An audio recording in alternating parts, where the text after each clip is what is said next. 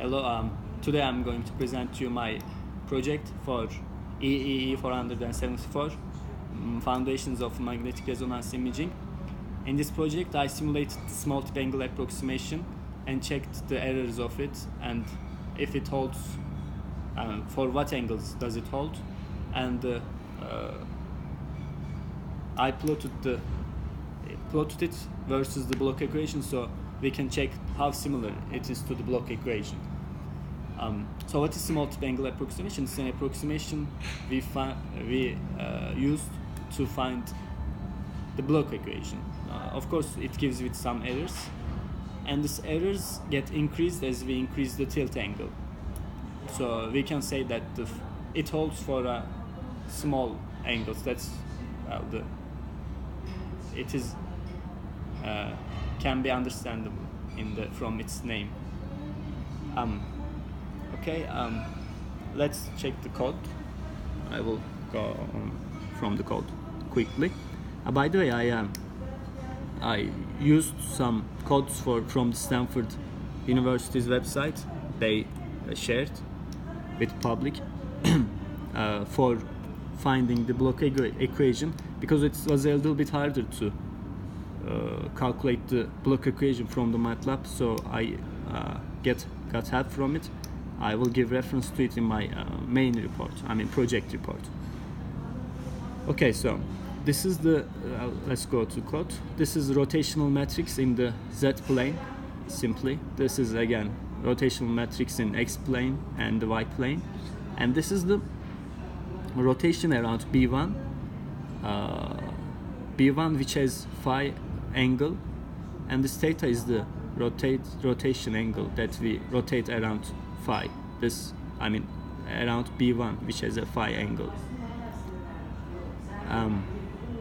So this is, let's talk about this one. This is for an off resonance situation.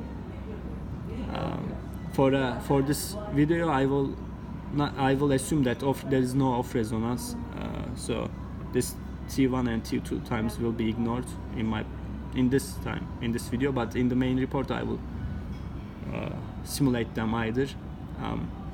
So this is the main module, initializing gamma T1.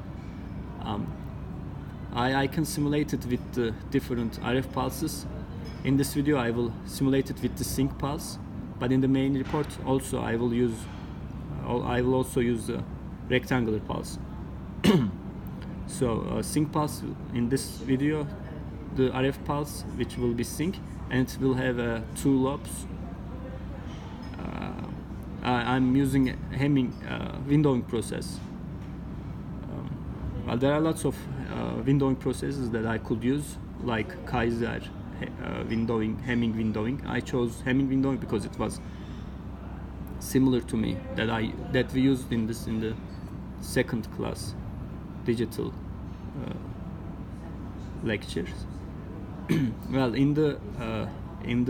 if I would give a rectangular pulse, then I wouldn't need to use a Hemming window, but for a sync pulse I need to use it. So this is initializing the Hemming window, this part simply. So tilt angle is phi over 3, which is 60 degrees. I will simulate this small angle approximation in the 60 degrees. Of course, like I said before, I will simulate all the different situations in the main report, but in this video I will make it simple. Normalization. Yes, I use a Z gradient.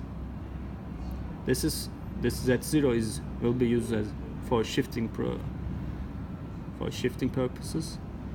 But again, in this video I won't shift. I will assume that it is centered in the origin, so it is not shifted. But in the main report I will use the shift. I will use both of the versions. This part is the refocusing part. Simply we are adding minus gradient over 2 to the end of the gradient vector, which makes it refocusing. This df0 is for again off resonance, and I assume that there is no off resonance in this time. This is simply finding mxy and plotting it. So this is how all this part we are finding the small tip angle approximation, and in here this is the code I used for that I take from the Stanford page. This is for Bloch equation.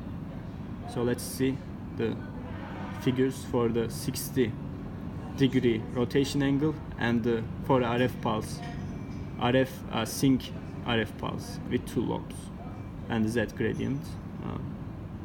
Let's see.